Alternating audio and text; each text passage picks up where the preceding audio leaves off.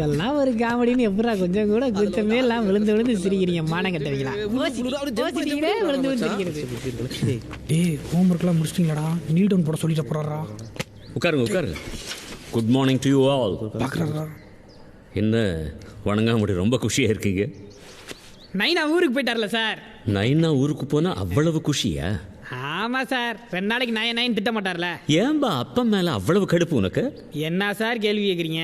நின்னா திட்டுவார், நடந்தா திட்டுவார், பாடின்னு போட்டு உயிரை வாங்குவார். அதுவும் இந்த பொண்ணுங்க முன்னாடி பசங்களை கேவலப்படுத்துறதுல பெருசுகளுக்கு இருக்கிற சந்தோஷத்தை பாருங்க. முக்கியமான இடத்துல அல்பத்தனமாக நடந்து எங்களை அசிங்கப்படுத்துவாங்க சார். என்ன மக்களை நான் சொல்றது பார்த்தீங்களா சார்? ஆடியன்ஸ் ரெஸ்பான்ஸை கலைடா எமோஷன்ரா சார். என் கூட நல்லா திட்டுன்னு வாங்கிட்டு வீட்டில் ரெல்ஸ் வாங்கி நாங்கள் தானே எங்கிட்ட வந்து நல்லா காட்டுன்னு காட்டுவார் சார். வலிக்குது சார்.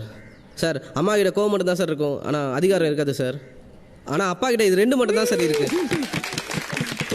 ஓகே என்னைக்கோ ஒரு நாள் தீபாவளி, பொங்கல், கிறிஸ்மஸ் அன்னைக்கு மட்டும் அப்படியே ஈன்னு இழிச்சிட்டு ட்ரெஸ் வாங்கி கொடுத்து பாஸ்தா காமிக்கிறாங்களாம். அதனால போட்டு மொத்துறது இருந்தா பாசங்க சார் வரும். வெறுப்பாக தான் சார்.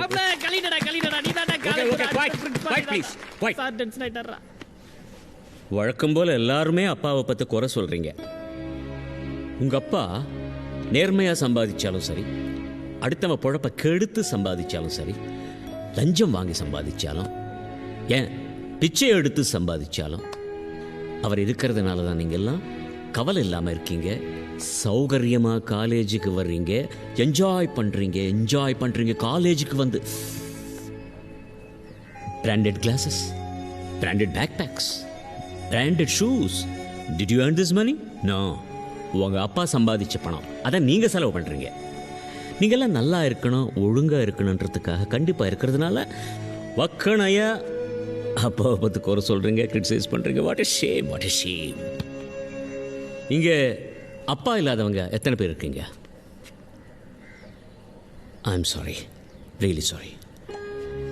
அவங்க கிட்ட போய் கேளுங்க அப்பா இல்லாத வீடு எப்படி இருக்கும்னு.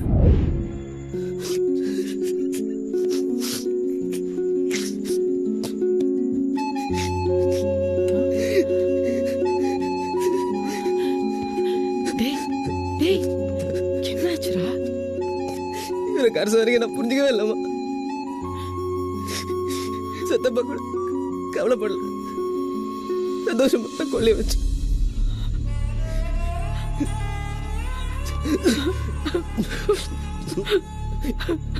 அவனோ கஷ்டப்படுறான், அவனோ திட்டுறான், அவனுக்குலாம் கஷ்டம். நாளை பத்தி யோசிச்சு பார்த்தது இதெல்லாம் அடிக்கிறான் எனக்கு வலிக்கிட்டு தான் பார்த்தேன். அவருக்கு எப்படி இருக்கும் நான் யோசிச்சு பார்க்கவே இல்லைம்மா. பரவாயில்லடா, விடுறா. நம்ம அப்பா தானே, அவர் ஒன்று கோச்சுக்க மாட்டார்.